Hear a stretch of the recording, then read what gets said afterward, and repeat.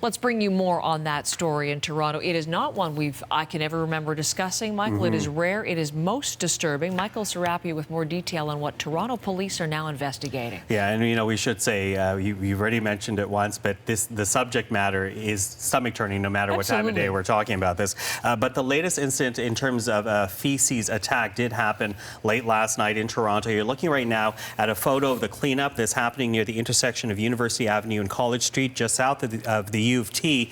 And this is around also the Ontario Legislature. It happened just before midnight. The suspect dumping feces on a woman. A Home Depot bucket that was carrying the disgusting matter was left at scene, and police are now looking for a suspect. This is the description: a black male, said to be in his 30s, tall with a medium build. He was wearing a yellow construction hat, blue shirt and gloves. Last night, it's attacked following two earlier incidents. The first one taking place last Friday in the cafeteria section of the Robarts Library at the University of Toronto. As you said, Heather, the downtown campus of U of T. Fecal matter thrown on a student there. Witnesses saying the perpetrator ran away laughing after the attack. Take a listen to what one witness had to say. Everyone was stunned first, and then we wanted to make sure if the guy was okay. But then the smell hit around 1 or 2 minutes after. And then everyone was just trying to leave because the smell is really, really unbearable. If you've ever been to one of those construction sites, the mobile bathrooms in there, it's like that. It's like a very concentrated foul smell. And then on Sunday at the Scott Library at York University, another attack involving a student and another bucket filled with what has been described as liquefied fecal matter. Now, police did release photos of the suspect in that case. The question right now, is this the same suspect involved in last night's attack? Is this the same suspect involved in all three incidents?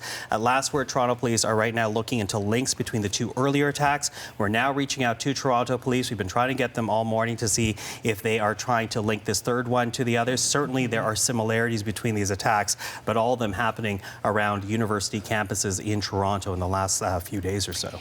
This is not just a disgusting prank. This is something with dangerous health risks attached to it, Michael. Yeah, absolutely. In fact, because you were talking to Dr. Gupta in the last hour, we turned to Dr. Samir Gupta ourselves in the commercial break and asked him about the risk. And he said there are risks. When you talk about fecal matter, you're talking about 80% by weight of bacteria.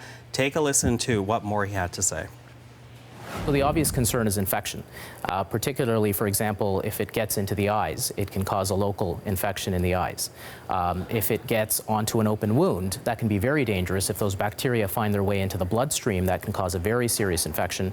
And importantly, it's not only bacteria, but if somebody is sick and their feces has, for example, parasites in it or sometimes viruses in it, if that gets into the mouth and gets into the person's digestive tract, that's how many of these organisms are spread.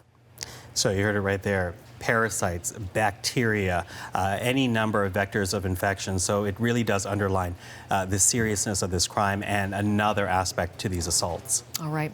We'll be back in contact with Toronto police to see if there are any advances in their investigation. Michael, thank you very much.